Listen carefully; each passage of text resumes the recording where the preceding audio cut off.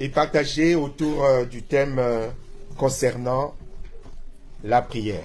C'est un thème qui ne tarira jamais, c'est un thème sur lequel nous aurons toujours à revenir, parce que s'il y a une pratique récurrente, habituelle, c'est le fait de prier, parce que la Bible nous demande de prier sans cesse. Donc autant la Bible nous demande de prier sans cesse, autant le sujet reviendra sur la table de la prédication ainsi que la table du partage. Et le titre de ce matin, c'est « Vous priez mal ». Vous demandez, vous ne recevez pas parce que vous priez mal. Et nous nous appuyons sur ce texte qui se trouve dans le livre de Jacques, chapitre 4, verset 3. Vous demandez, vous ne recevez pas parce que vous demandez mal, parce que vous priez mal.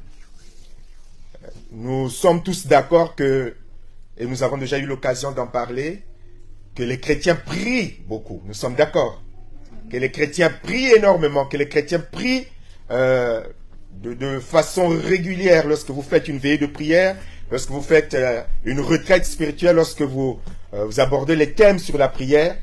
Les chrétiens viennent prier avec vous, les chrétiens viennent passer la nuit dans la prière avec vous, les chrétiens viennent pour, comme dit la Bible, réveiller l'aurore avec vous.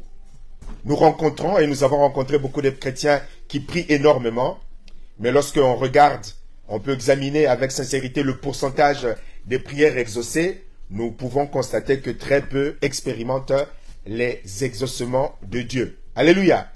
Parce que les exaucements de nos prières répondent à des critères, répondent à des principes, répondent à des conditions que très souvent, nous les chrétiens, nous oublions, que nous ignorons et nous nous contentons juste de prier pensant que le simple fait de prier va nous garantir l'exaucement de la part de Dieu. Et la Bible nous dit que mon peuple périt parce qu'il lui manque la connaissance. Et parmi ces raisons évoquées par la Bible qui peuvent justifier que l'on ne soit pas exaucé, il y a le fait de prier mal. Je rappelle que dans la Bible, il y a une condition générale à l'exaucement de prière, ou un facteur qui bloque l'exaucement de prière, un facteur général qui est le péché. Toute la Bible explique que à cause du péché, nos prières sont bloquées ou ne peuvent pas être exaucées. Et puis il y a des conditions particulières qui ne sont pas liées à un quelconque péché, qui ne sont pas liées à une quelconque faute qu'on aurait commise, qui peut faire que l'on ne soit pas exaucé, et cette condition, c'est par exemple la volonté de Dieu. On peut vouloir une chose, mais ce n'est pas dans la volonté de Dieu, et nous n'allons pas le recevoir. Là, ce n'est pas lié à un quelconque péché, ce n'est pas lié à une quelconque faute. Mais parmi tant d'autres raisons que la Bible évoque, et c'est important pour nous, pour que nous puissions être des chrétiens épanouis, aujourd'hui beaucoup de chrétiens n'expérimentent pas les exaucements de Dieu, par leur prière présentée à Dieu, ils ne les expérimentent pas. Pourquoi? Mais tout simplement parce qu'ils prient mal. Et c'est ce que nous allons commencer à voir un peu aujourd'hui, sans pouvoir aller très très très loin. Nous allons prendre le texte que j'ai évoqué tout à l'heure, Jacques chapitre 4, le verset 2 et le verset 3, parce que c'est important. Nos églises ce dimanche matin sont remplies de personnes qui vont, comme on le dit, prier, mais parmi cette grande foule, parmi eux, très peu de chrétiens expérimentent les exaucements de Dieu, comme si la puissance de Dieu avait changé, comme si Dieu n'était plus capable d'entendre ses enfants, comme si Dieu n'était plus assez puissant, alors que, en fait, beaucoup parmi nous, parmi les chrétiens, prient mal pour certaines raisons que nous allons voir. Jacques 4, verset 2 au verset 3 dit ceci: vous désirez quelque chose. Nous désirons quelque chose. Mais vous ne pouvez pas l'avoir, alors vous êtes prêts à tuer. Vous avez envie de quelque chose, mais vous ne pouvez pas l'obtenir, alors vous vous lancez dans des querelles et des conflits. Vous n'avez pas ce que vous voulez parce que vous ne savez pas le demander à Dieu. Et si vous le demandez, vous ne le recevez pas parce que vos intentions sont mauvaises. Voilà une description que l'apôtre Jacques fait de la réalité des vies de certains chrétiens. Nous pouvons déjà nous arrêter sur ce premier point. Vous désirez quelque chose, mais vous ne pouvez pas l'avoir, alors vous êtes prêts à tuer. Nos églises sont remplies de chrétiens qui sont animés par la jalousie, qui sont animés par l'envie, et qui ne comprennent pas pourquoi un tel est exaucé de Dieu, pourquoi un tel reçoit de Dieu, pourquoi un tel est accompagné de grâce, Et dans les cœurs de beaucoup de chrétiens, naissent beaucoup d'envie, naissent beaucoup de jalousie, naissent beaucoup de mauvais sentiments par comparaison à l'égard des autres. Et là, c'est écrit peut-être qu'à l'époque où nous nous sommes convertis, pour les plus vieux, je ne parle pas des plus jeunes comme notre sœur Euna, à l'époque, lorsque nous nous sommes convertis en lisant ce genre de passage, où l'apôtre Paul dit, vous êtes prêts à tuer, il parle à des chrétiens, par envie et par jalousie, parce que vous ne recevez pas, parce que vous êtes en comparaison par rapport aux autres. Dans un autre texte, il dit, vous convoitez. Vous êtes tellement animé de convoitise. La convoitise, c'est toujours par rapport à quelqu'un. Voilà, quelqu'un a, j'ai pas, alors j'ai des sentiments qui montent dans mon cœur. Tout le monde n'a pas le cœur de notre sœur Yolène que nous avons connue, qui n'avait pas d'enfant. À l'époque, pendant 10 ans, elle n'a pas eu d'enfant, mais qui était animée d'un amour extraordinaire à l'égard des enfants. Et Dieu l'a bénie au bout de 10 ans de stérilité. Aujourd'hui, elle a ses 3 enfants. Mais tout le monde n'est pas animé de ce sentiment. J'en ai connu, moi, des femmes qui n'avaient pas d'enfants, qui me sollicitaient, qui ne supportaient pas de voir des femmes avec des enfants, qui ne supportaient même pas de voir des enfants, et qui en souffraient énormément. J'en ai connu, et qui me sollicitaient, ne pouvaient pas supporter de voir les enfants. Aller à l'église, regarder les enfants de l'école de dimanche, voir les autres avec leurs bébés, elles ne pouvaient pas le supporter. Quand je faisais cette comparaison avec la jeunesse de notre sœur Euna, où on pouvait se dire, mais quoi, il y a des chrétiens qui sont prêts à tuer par convoitise. Aujourd'hui, nous savons que ça se fait. Parce que je suis plein de jalousie, d'envie, de convoitise par rapport à ce que l'autre a. Aujourd'hui, on met même dans les églises le poison dans le repas ou dans la boisson pour que la personne disparaisse. Parce qu'on convoite, ce sont des réalités malheureusement maintenant. Il y a des églises où on ne fait même plus d'agape. On ne mange plus ensemble comme nous, hein. Même le pasteur ne mange pas, surtout le pasteur ne mange pas. La femme du pasteur n'en parle même pas, parce qu'il y a tellement de femmes qui convoitent sa place qu'elle a intérêt à ne pas accepter les cadeaux, les repas. Vous voyez à quel niveau de motivation de prière un soi-disant chrétien peut arriver devant le trône de la grâce. Et Dieu le révèle et Dieu le dit. Vous convoitez, dans la version Bible du Semeur dit, vous convoitez beaucoup de choses, c'est-à-dire que tu veux beaucoup de choses, comme beaucoup de chrétiens qui vont dans des retraites spirituelles, qui vont dans des veillées de prière, qui donnent leurs dîmes, qui donnent des offrandes, qui bâtissent soi-disant des hôtels. Ce matin encore, beaucoup convoitent. Vos désirs restent insatisfaits. La liste des demandes, la liste des requêtes devant Dieu, la liste est grande, mais ils ne sont pas exaucés.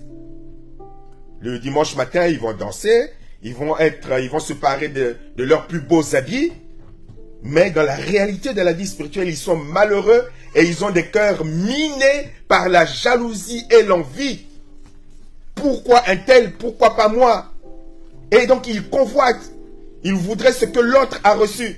Ils aimeraient ce que l'autre a reçu. Mais la Bible dit que non, vous ne pouvez pas le recevoir. Vous êtes meurtriers. Donc certains en étaient arrivés à tuer par convoitise. Quand la Bible le dit, ça veut dire que c'est déjà une pratique. Vous êtes meurtrier, vous vous consumez en jalousie. C'est-à-dire que la jalousie te mine. Oh, on a tous au moins un jour été jaloux. Au moins un jour été jaloux. Moi, je l'ai été. Ou si tu es miné par la jalousie, je me rappelle des fois où ça m'est arrivé, où tu es miné vraiment par l'envie, par la jalousie, tu voudrais être à la place de l'autre, tu voudrais même que l'autre ne soit pas devant. Tu es miné. Tu en perds même le sommeil. Tu en perds le sommeil. Et si dans ton cœur est la méchanceté, ben, tu vas, et souvent quand on est jaloux, le jaloux, il est le gentil avec toi. C'est le premier à venir te faire des compliments. Le premier à venir te dire, oh, ma sœur, pasteur Carmel, vraiment, quand je te vois, le Seigneur t'anime, le Seigneur avec toi, c'est magnifique, mais dans le cœur, aïe, aïe, aïe, si tu savais. Et c'est ainsi que beaucoup en sont arrivés, comme dit la Bible, à être des meurtriers, tellement que la jalousie était là. Vous ne pouvez pas obtenir, vous bataillez, vous disputez. Vous avez déjà vu des chrétiens qui prient, qui espèrent les bénédictions, comme ils ne reçoivent pas, et puis ils vous cherchent des problèmes, tu ne sais pas pourquoi. Ils vous cherchent des querelles, ils vous cherchent des disputes. Toi, Dieu et eux savent. En fait, ils te jalousent, ils t'envient. Alors ils te cherchent des problèmes dans l'église. Ils cherchent des situations compliquées dans les églises. Ils font des remarques juste pour te blesser, pour qu'après tu réagisses. Pourquoi? Mais parce que la jalousie est là. La convoitise est là. Ce que tu as reçu, ta paix. Rien que ta paix les empêche de dormir. Rien que ta joie les empêche de dormir. Mais elle là qu'on a connue, c'est elle qui prêche maintenant dans l'église. Elle est devenue même pasteur. devenu même pasteur. Ils te félicitent, mais dans le cœur, ils t'en veulent, ils sont jaloux. Et dès que tu tournes le dos, c'est qui dit, mais elle, c'est elle qui prêche maintenant. Oh, pasteur qui, quand même. Oh. Et c'est ainsi que les cœurs de beaucoup dits chrétiens sont. Et nous devons en être conscients. Je bénis Dieu pour notre église. Ce n'est pas le cas. Vraiment, je bénis Dieu. Ce n'est pas le cas, mais on a connu d'autres situations lorsque nous étions à Espérance où c'était vraiment la guerre. La guerre et l'envie. Mais dans beaucoup d'églises, c'est la réalité. Les gens veulent les bénédictions. Ils sont prêts à tout pour être bénis. Ils sont prêts à donner les costumes qu'il faut au pasteur. Ils sont prêts à donner ce qu'il faut à la femme du pasteur. Ils sont prêts à donner les dîmes, les offrandes. Ils sont là à se battre matin, midi et soir pour mériter les bénédictions de Dieu. Et puis, il y a une Carmel qui est là, qui ne fait presque rien à l'église, qui est bénie.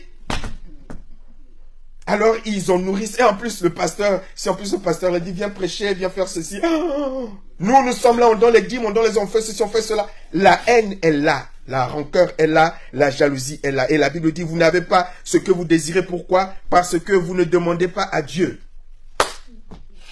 Et pourtant, il prie. On est d'accord. Mais vous ne demandez pas à Dieu. Nous verrons un peu par la suite comment. Ça veut dire qu'on peut prier, mais on ne demande pas à Dieu. Parce que ce qu'il est en train de décrire, même dans la suite du texte, il est en train de parler à des gens qui prient, qui demandent, qui manifestent leur désir, leur demande dans l'église. Mais ils pensent le demander à Dieu, mais en fait, ils ne sont pas en train de le demander à Dieu. La Bible dit, vous ne le demandez pas à Dieu. Parce que tout ce qui est exprimé par nos bouches n'est pas inspiré par le Saint-Esprit. Et n'est pas destiné à Dieu. Si j'anticipe un peu. Quand vous demandez la mort de quelqu'un, ce n'est pas destiné à Dieu. Dieu dit, oh, j'en suis pas le destinataire. Le destinataire, c'est le diable. Vous vous rappelez, hein, j'anticipe un peu, lorsque les apôtres Jacques et Jean ont voulu envoyer le feu, Luc, chapitre 9, 54-55, lorsque Jésus a voulu passer par la Samarie et que les Samaritains n'ont pas voulu de lui, et ils vont donc dire à Dieu, donc, Luc 9, 54-55, quand ils virent cela, les disciples Jacques et Jean dirent, « Seigneur, veux-tu que nous disions au feu de descendre du ciel pour les détruire ?» Il se tourna vers eux et les rabroua ou les menaça sévèrement. Les réprimanda sévèrement. Vous ne savez pas de quel esprit vous êtes animés. Ils allaient prier. On est d'accord. Ils allaient prier. Mais seulement l'esprit qui était derrière, ce n'était pas le Saint-Esprit. Donc, à qui cette prière était destinée? À tout, sauf à Dieu. Vous ne savez pas de quel esprit vous êtes animé. Donc un démon va t'inspirer une prière et cette prière démoniaque va aller vers le père du démon qui est le diable. Toute prière n'est pas destinée à Dieu. C'est pour cela que l'une des sœurs, la sœur Rebecca Lhomme, en lisant le livre, a fait ce commentaire en disant, Dieu doit parfois se demander, mais est-ce que vraiment c'est à moi qui sont en train de s'adresser là? Est-ce que c'est vraiment à moi? C'est comme si on venait dire, Euna, est-ce que tu peux me faire des fétiches pour quelqu'un? Je dis, mais attends, c'est vraiment à moi que tu parles. Non, mais tu te trompes de personne. C'est à moi que tu demandes de t'envoyer des fétiches? Ça nous arrive de recevoir des messages, on dit erreur des destinataires. Voilà. Et puis, il y a beaucoup de prières qui sont des erreurs des destinataires. Tu te trompes, c'est pas à Dieu que c'est destiné.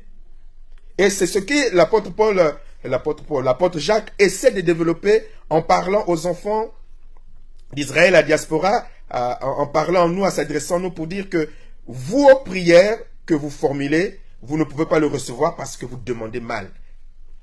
Dans la version PDV, parole de Dieu vivant, il dit, vous demandez et vous ne recevez rien, c'est que vous demandez mal. Donc vous priez mal, vous demandez mal. Et pourtant nous prions, on peut se dire, mais je prie. Il y a un autre frère qui a écrit la préface du livre, qui a dit que s'il y a un domaine dans lequel on a du mal à se remettre en question, c'est le domaine de la prière. Beaucoup pensent prier, mais ils ne prient pas. Je crois qu'on a déjà développé, et Dieu m'a donné de le développer également dans le livre. Beaucoup pensent prier, mais ils ne prient pas.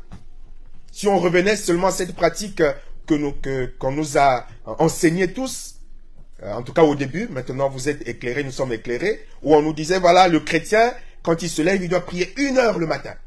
Vous avez entendu parler de ça. Il doit prier 1 heure le matin. Celui qui ne prie pas 1 heure le matin, ben, c'est pas un bon chrétien. Et qu'est-ce qu'on entendait par prier 1 heure le matin? C'est un monologue. C'est-à-dire que la prière qu'on nous a apprise, avant que Dieu nous éclaire, c'est la prière consistait à parler à Dieu. Ou plutôt une liste de requêtes. Même l'adoration, la louange, on l'a comprise qu'après. Pour la prière telle qu'on l'avait comprise, c'était demander à Dieu. Point barre. Tu viens, tu demandes.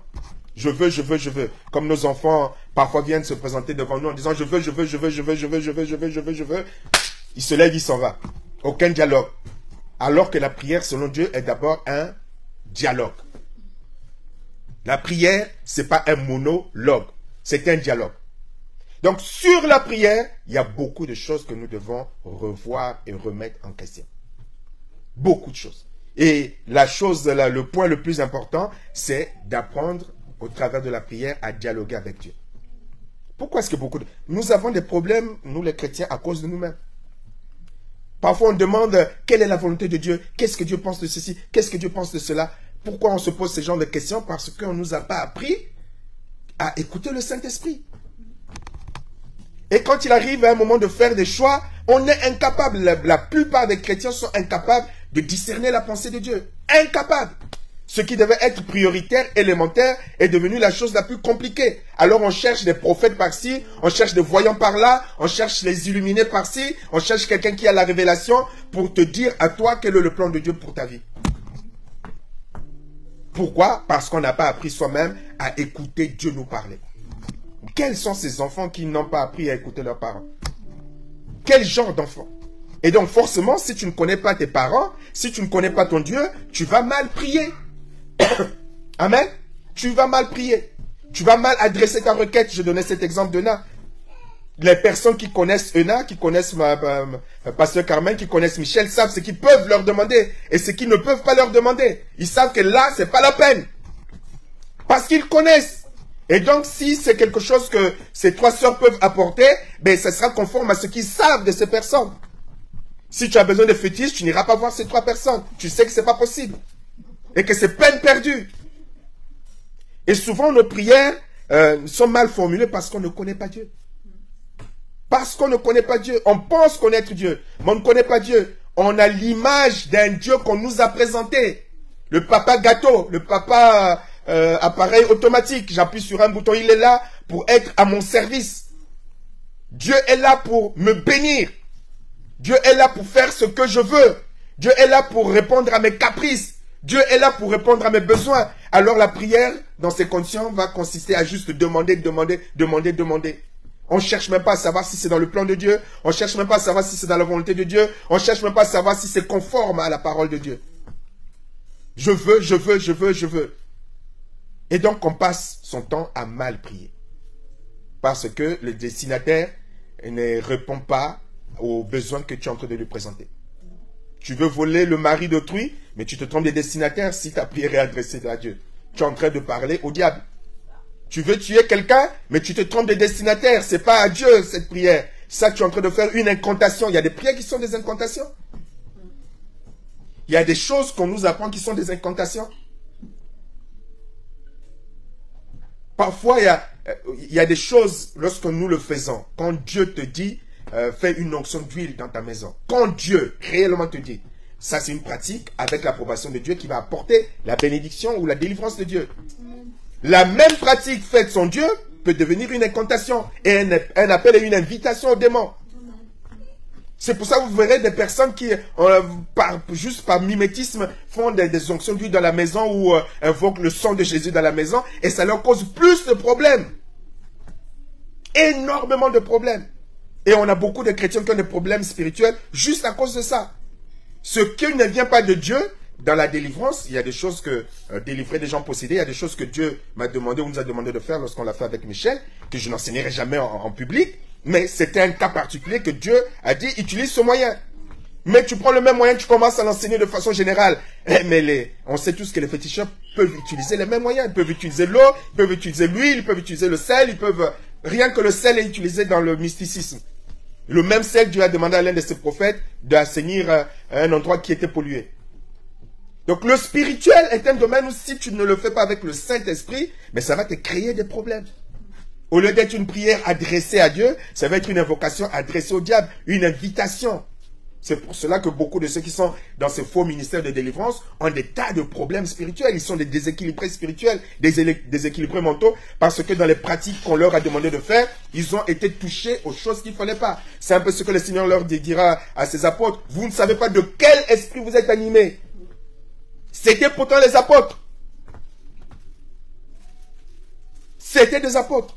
Vous ne savez pas de quel esprit vous êtes animés. Si vous demandez, vous ne recevez pas dans la version Nouvelle Bible du Semeur.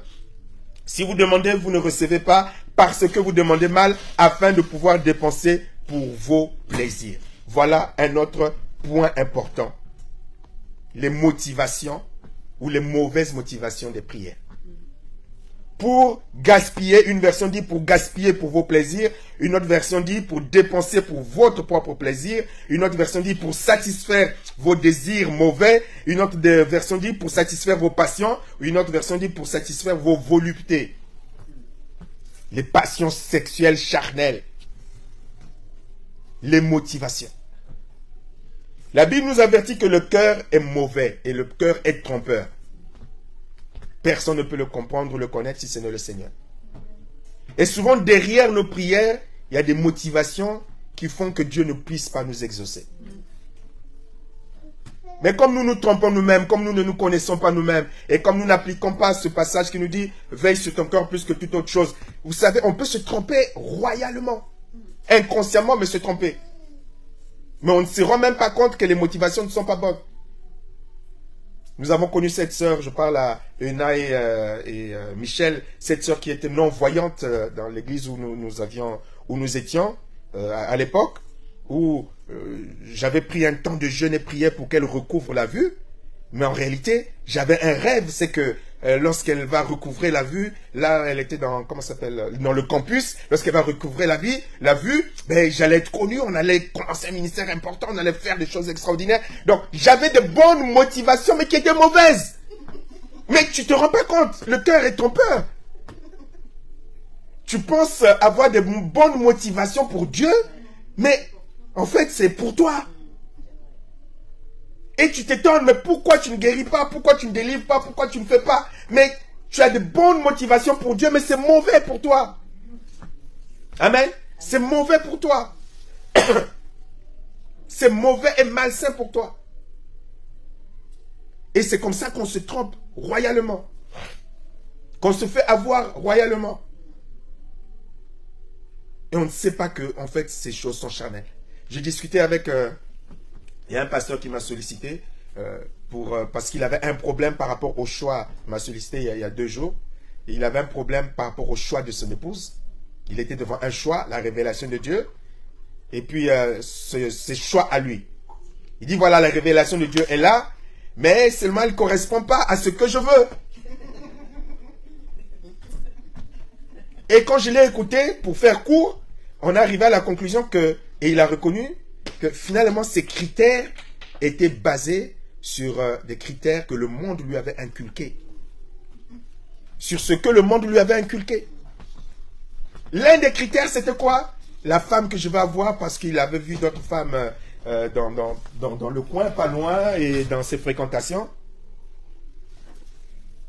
Donc, il voyait certains aller prendre un pot avec leur fiancé ou leur copine, et ces filles ou ces femmes étaient bien dans le jean. Et donc, lui, il espérait, il voulait une femme qui soit bien dans le jean.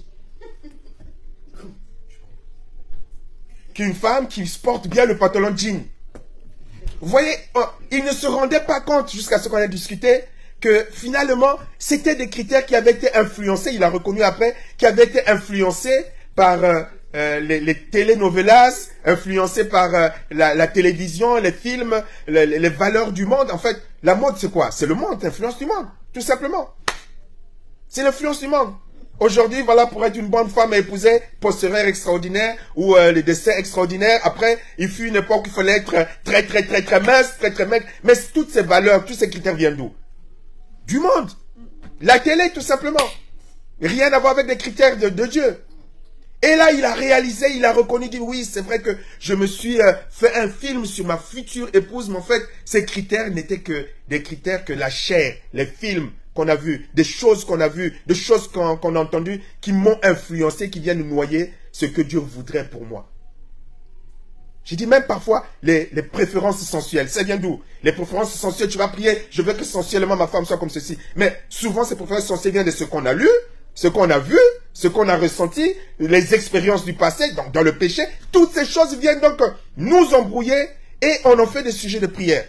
Alors que c'est un poison pour nous. Est-ce que vous comprenez? C'est un poison. Mais on ne se rend pas compte en y accordant beaucoup d'importance et tu viens prier pour que ma femme soit comme ceci, pour que mon mari soit comme cela, mais tu ne te rends pas compte que Dieu ne peut pas t'écouter parce que tes critères à toi sont des critères mondains. Dieu va pas venir te donner une femme qui va venir satisfaire tes besoins sexuels selon les films pornographiques que tu as regardés. Amen. Mais ce sont des prières que les chrétiens font monter vers Dieu devant le trône de la grâce. Et souvent, on a ainsi des sujets de prière qui n'ont pour seul but que de satisfaire notre convoitise. Satisfaire nos passions. Satisfaire nos désirs mauvais. Nos désirs mauvais. On va donc prier mal et on va voir la motivation. Dieu me le faisait penser, les motivations du fils prodigue. Vous connaissez les motivations du fils prodigue? Le fils prodigue avait des motivations qui n'étaient pas bonnes. Il voulait l'héritage du père qu'il voulait aller utiliser dans le monde. Amen. L'héritage du père, les bénédictions du père pour aller les utiliser dans le monde. Beaucoup ont ces motivations qui cherchent les bénédictions, mais les bénédictions non pas pour vivre selon le royaume, mais les bénédictions pour vivre selon le monde. On veut les choses saintes, on veut les choses divines pour les plaisirs sataniques, pour les plaisirs qui sont contraires aux valeurs de Dieu. Bénis-moi pour honorer mes désirs et mes valeurs mondaines. Bénis-moi pour honorer mes valeurs qui sont impures. Mais il y a des choses que Dieu ne fera jamais. Jamais, jamais. C'est pour ça que le Dieu m'avait fait écrire, si dans ton cœur tu n'es pas né de nouveau, tu prieras mal et tu ne seras pas exaucé. Tu prieras mal. Tu ne seras pas exaucé. Tu feras des prières que Dieu ne peut pas exaucer. Par exemple, Dieu est pardon, tu peux te mettre à faire des prières qui vont venir justifier ta rancune et ta rancœur. Vous avez certainement déjà entendu des personnes qui prient, mais dans sa prière, il est en train de justifier sa rancœur et sa rancune. Et il demande même que Dieu vienne justifier, que Dieu vienne le défendre dans sa rancœur et dans sa rancune. Prenez le temps d'écouter certaines personnes prier. Vous allez vous rendre compte que ce que certains expriment, totalement contraire à la pensée de Dieu, aux valeurs de Dieu. Dieu est pardon, mais tu vas venir prier Dieu pour venir justifier le fait que tu refuses de pardonner. Et là, tu vas te plaindre du mal qu'on t'a fait, du mal qu'on t'a fait, du mal qu'on t'a fait. Et tu vas formuler des prières que Dieu ne peut pas honorer. Dieu ne peut pas honorer des prières, des demandes qui sont contraires à ses valeurs. Et qui sont contraires à sa nature. Tu peux faire ce que tu veux, ce n'est pas possible. Tu peux prier pour piquer le mari d'un autre ou la femme d'un autre. Dieu ne peut pas honorer. Vous savez qu'il y a des gens qui vont dans des veillées de prière pour exprimer ce genre de demande. Je veux le mari de la sœur Carmel. Je veux le mari de la sœur Ena. Et il prie. Bon, là, on parle des gens qui sont dans la même église, mais tu veux quelqu'un d'autre. Il y a même ceux qui prient pour que les personnes meurent. Mais Dieu ne peut pas exaucer. Vous priez mal. C'est pour cela que Dieu ne peut pas exaucer. Les bénédictions que Dieu nous donne, les choses que Dieu nous donne, c'est pour les faire fonctionner dans son royaume, dans les règles de son royaume. Ce n'est pas pour vivre dans le péché. Donc si tu demandes des choses pour vivre dans l'impureté, pour vivre dans le monde, pour satisfaire les critères du monde, pour satisfaire les critères de richesse du monde, pour satisfaire les critères de réussite du monde, Dieu ne peut pas exaucer de telles prières. Dieu ne peut pas exaucer. Les bénédictions de Dieu, les choses que Dieu donne, c'est pour vivre selon les règles du royaume. Si ce n'est pas pour vivre selon les règles du royaume, tu ne pourras pas avancer. Tu as un copain, tu veux que Dieu te donne un bébé. Mais comment veux-tu que Dieu parvienne à cela? Vous connaissez, je l'avais déjà partagé, mon premier voyage missionnaire en Côte d'Ivoire à la fin d'une prédication. l'apôtre va dire, tous ceux qui veulent des enfants, venez, l'homme de Dieu qui vient de la France va prier pour vous. Comme ça, vous allez avoir des enfants. Alors, presque toutes les femmes sont venues devant, du plus jeune au plus grand. J'allais commencer de prier, le Saint-Esprit m'a arrêté. J'ai posé la question, combien sont mariés au milieu de vous? On va dire 95% sont. J'ai dit les 95% ceux qui ne sont pas mariés, allez vous asseoir. Je ne vais pas prier pour vous. Vous n'êtes pas mariés, vous voulez que je prie que Dieu vous donne... Dieu ne peut pas bénir le péché. 95%, je dis allez vous asseoir. Je veux prier pour ceux qui sont mariés, qui veulent vraiment. Mais c'est des gens qui avaient cette impression que Dieu était capable de bénir le péché. Je vis en concubinage, j'ai un petit copain, je ceci, je cela. Tu n'es pas dans des conditions de sanctification qui va glorifier Dieu. Qui va venir témoigner, je suis en concubinage, Dieu m'a donné un bébé. Mais Dieu ne bénit pas le péché. Amen. Dieu ne bénit pas le vol. Dieu ne bénit pas la fraude. Dieu ne bénit pas la corruption. Mais tu vas venir te réjouir, voilà, j'ai corrompu quelqu'un, donc je suis devenu riche. Il y a beaucoup de riches maintenant, surtout en Afrique. Entre autres, les gens sont rentrés dans une corruption et ils présentent la richesse issue de la corruption comme étant la bénédiction de Dieu. Et même dans les églises, on le regarde comme des bénédictions. N'est-ce pas, Pasteur Carmen? L'église d'où l'on vient. Des bénédictions, les gens qui sont dans la corruption, les gens qui sont dans des loges, dans les sectes maçonniques, parce qu'ils sont riches, ils sont bénis de Dieu. Non, ils ne sont pas bénis de Dieu. Ça ne vient pas de Dieu. Alléluia. Donc, il y a une impossibilité entre ce que Dieu donne à ses enfants et l'usage qu'on en fait. Dieu ne te donnera pas, ne te bénira pas pour satisfaire tes convoitises. Dieu ne te donnera pas, ne te bénira pas pour satisfaire tes désirs charnels. Dieu ne te bénira pas, ne te satisfera pas, n'exaucera pas ta prière pour bénir tes demandes impures. Il ne le fera jamais.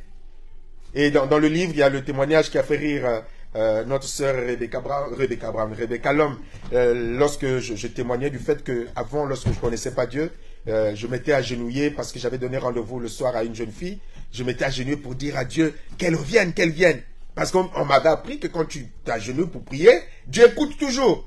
Donc moi, comme celle est là, je la convoitais, ben j'ai prié pour qu'elle revienne à minuit. Ben elle n'est jamais revenue, Dieu merci. Sinon j'aurais témoigné, Dieu m'a exaucé. Dieu m'a exaucé. Dieu m'a fait écrire, les chrétiens qui prient mal et qui ne sont pas exaucés ont un double problème spirituel.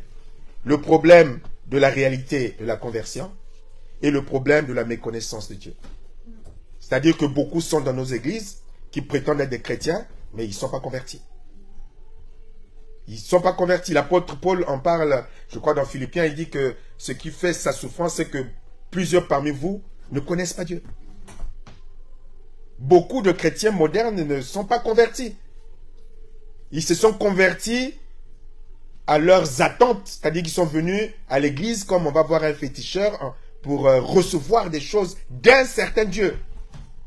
Mais ils ne se sont pas réellement convertis en reconnaissant Jésus-Christ comme le sauveur de leur âme. Donc la repentance qui conduit à la conversion n'est pas une réalité. Donc il y a un véritable problème de conversion qui fait que les prières de ces gens qui ne sont pas réellement convertis ne sont pas adressées au bon destinataire. Comme ils ne sont pas convertis, comme ils ne connaissent pas le Dieu qu'ils prient, leurs prières ne seront pas conformes à ce Dieu. Et la deuxième erreur, c'est la méconnaissance de Dieu. C'est-à-dire que des gens qui sont convertis, mais qui ne connaissent pas Dieu, qui ne connaissent pas la parole de Dieu.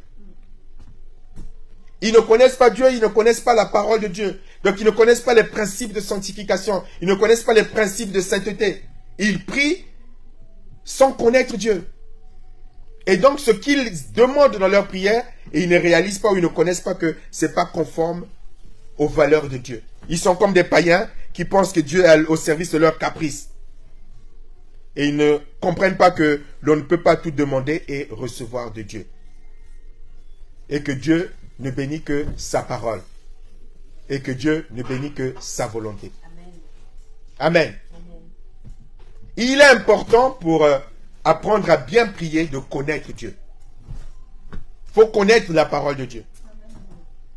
Nous ferons l'expérience que beaucoup de nos prières seraient complètement effacées. Si tu es chrétien, tu dois apprendre à connaître Dieu. Et il n'y a pas d'autre lieu pour connaître Dieu. J'aime bien cette formulation. C'est pour ça que chaque fois, je pense au pasteur Carmel. Il n'y a pas d'autre lieu que la parole de Dieu. Il n'y a pas d'autre lieu pour connaître Dieu que la parole de Dieu méditée sous l'inspiration du Saint-Esprit. Plus tu connaîtras Dieu, plus tu connaîtras, tu auras la sensibilité de Dieu, plus tu connaîtras ce qu'il aime, ce qu'il n'aime pas. Ta prière et ta manière de prière vont changer. Parce que tu apprendras à prier selon le Saint-Esprit. C'est l'un des chapitres du livre. Tu sauras prier selon le Saint-Esprit, selon la parole de Dieu, selon la pensée de Dieu, selon la volonté de Dieu. Tu ne prieras plus comme celui qui est ignorant, qui ne connaît pas. Nous gagnerons beaucoup en nous appuyant sur la parole de Dieu. Que la parole de Dieu. Mais malheureusement, les chrétiens actuels, ils sont paresseux. Ce sont des chrétiens qui ne lisent pas la parole, qui sont prêts à tout avaler, même de mensonges. Pourquoi? Parce qu'ils ne prennent pas eux-mêmes ce temps individuel, personnel dans la méditation de la parole de Dieu. Ils ne connaissent pas eux-mêmes la parole de Dieu. Ils découvrent la parole de Dieu. Parfois, quand j'écris des posts et que je vois les commentaires, à la rigueur, parfois, je ne réponds pas parce que tu vas donner l'impression de mépriser les gens. Parce qu'ils te posent des questions. Est-ce que c'est Dieu qui t'a... Tu as envie de prendre un verset pour te dire, il va penser que tu es tellement suffisant que tu es en train de le rabaisser. Il y a des choses élémentaires même que l'on ne connaît pas, que beaucoup de chrétiens ne connaissent pas. Et l'apôtre Paul pouvait le dire aussi aux enfants d'Israël à l'église pour dire que vous en êtes encore au lait, vous qui deviez être à la nourriture solide. Vous en êtes encore à ce que vous enseigne les rudiments de la parole de Dieu. Et beaucoup de chrétiens qui remplissent des grandes églises, ils en sont encore là. Ils ne connaissent pas la parole de Dieu. Ils ne connaissent pas Dieu. Et quand vous leur expliquez le véritable évangile, vous avez l'impression d'être... Vous leur donnez l'impression que vous êtes un extraterrestre. Qu'est-ce qu'ils nous racontent? Qu'est-ce qu'elle nous raconte? Pourquoi? Parce que ces chrétiens ne sont pas dans la parole de Dieu. Ils lisent peut-être des livres des pasteurs Guy-Rémy, ils lisent des pasteurs les livres du prophète, je ne sais pas trop qui. Mais aucun livre, aucune prédication ne peut remplacer la parole de Dieu. Aucun ne peut remplacer la parole de Dieu. Et s'il y a un endroit où on a toute la connaissance de Dieu, c'est la parole de Dieu. Le livre donne une orientation selon le thème. La prédication donne une orientation selon le thème. Mais la parole de Dieu te donne l'orientation totale, te donne l'image entière, parfaite de Jésus. Ce que Dieu attend de ses enfants. L'une des preuves, regardez le nombre des chrétiens qui sont dans la rancœur et dans la rancune. Vous voulez une preuve que les chrétiens ne connaissent pas Dieu? Le nombre des chrétiens qui sont dans la rancœur et dans la rancune. Le nombre de chrétiens qui refusent de pardonner. Ça vous donne l'image des personnes qui ne connaissent pas Dieu. Parce que ceux qui connaissent Dieu savent qu'ils ne peuvent pas être dans la rancœur. Ceux qui ont compris que c'est par la grâce de Dieu qu'ils vivent. Ceux qui ont compris que c'est par la grâce qu'ils ont été sauvés. Ceux qui savent que c'est par la grâce que chaque jour ils vivent. Ils savent qu'ils sont obligés de pardonner. Amen.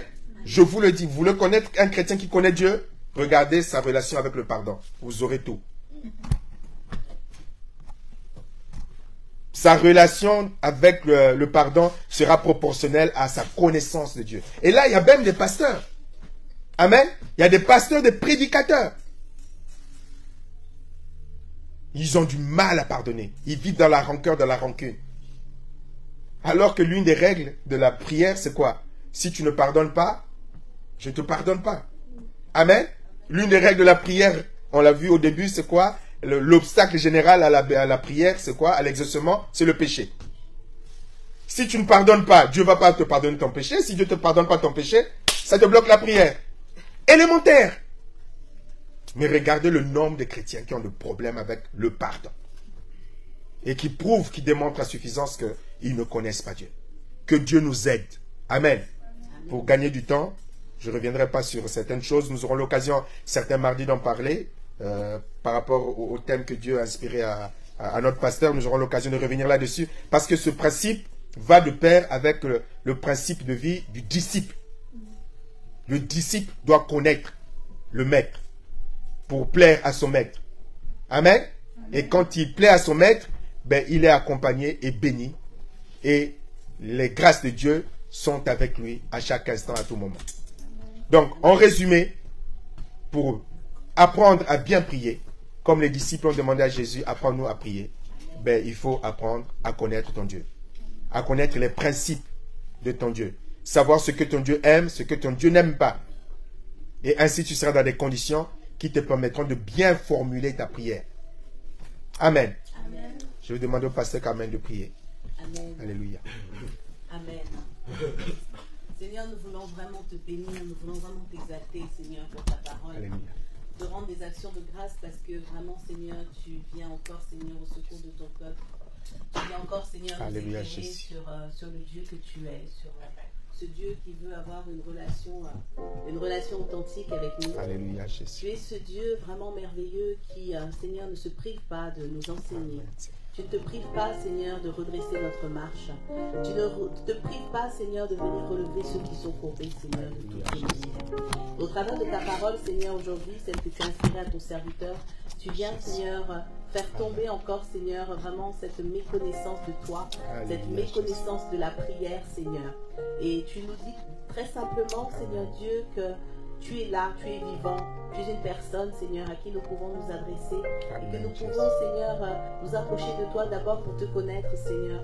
Parce que c'est vrai, Seigneur, que c'est perdre du temps que de parler à une personne qu'on ne connaît pas, que d'imaginer des choses sur elle. Alors que nous pouvons venir à la source, Seigneur, te rencontrer, te découvrir, te connaître, Seigneur, et faire l'économie de tellement de prières inutiles. Nous voulons te demander pardon, Seigneur. Pardon parce que nous avons fait plus confiance aux enseignements des hommes qu'aux tiens, Seigneur Dieu.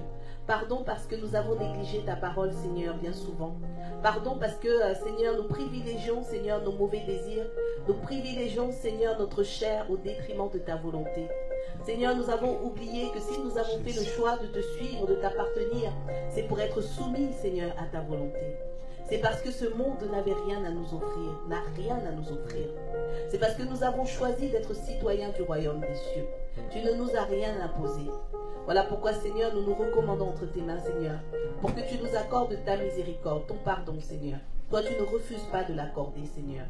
Et avec, Seigneur Dieu, le pardon, nous voulons te prier pour que, Seigneur, vraiment par le Saint-Esprit, tu viennes encore nous ouvrir les yeux et que tu nous inspires le désir d'aller nous plonger, nous immerger, Seigneur, dans les Saintes Écritures pour découvrir le Dieu merveilleux que tu es, le Dieu puissant que tu es, le Dieu dont la main n'est pas trop courte pour sauver, dont l'oreille n'est pas trop dure pour entendre. Seigneur, nous voulons prier pour que tu nous débarrasses de toutes ces choses dont tu as parlé aujourd'hui. En étant remplis de ton esprit, Seigneur, nous n'aurons plus à manifester la jalousie. Nous n'aurons plus, Seigneur, à convoiter, parce que c'est la convoitise qui guide l'homme, Seigneur, dans ce monde mauvais, dans ce monde souillé. Mais nous qui t'appartenons, la première chose que tu fais, c'est de venir ôter le péché. Amen, Jésus. Pour que nous n'ayons plus à convoiter, mais pour que nous puissions vivre désormais pleinement pour toi, selon tes principes, Seigneur. Apprends-nous à prier. Apprends-nous à prier. Tu révélais par tes apôtres, par ton apôtre, que nous ne savons pas prier, que c'est le Saint-Esprit qui nous aide. Seigneur, nous nous soumettons à toi. Enseigne-nous à prier. Oh oui, c'est vrai, Seigneur. Tu as rappelé ce matin que les rites parfois que tu permets, Seigneur, c'est toi qui les permets. Nous ne devons pas en faire des rituels. Les pratiques que tu nous révèles, Seigneur, pour un instant précis, ne doivent pas devenir des rituels selon notre propre volonté. Nous te demandons pardon, Seigneur. Au nom de ton peuple, Seigneur, ce matin, je te demande pardon. Et il prie, Seigneur, pour que ton cœur de Père vienne encore au secours de chacun. Parce que tu vois au travers de cette ignorance ton peuple qui périt faute de connaissance. Et tu n'as jamais laissé ton peuple périr. Tu t'es toujours révélé comme le Dieu qui sauve. Qu'il en soit ainsi au nom puissant de Jésus. Gloire te soit rendue pour ta parole. Béni sois-tu, Seigneur. Reçois notre adoration, Seigneur, ce matin. Notre reconnaissance pour le bien que tu nous as fait. Au nom de Jésus. Amen. Amen. Amen. Merci. Nous bénissons le Seigneur pour le prochain direct Facebook mardi 18h45 sur le thème du disciple. Bon dimanche.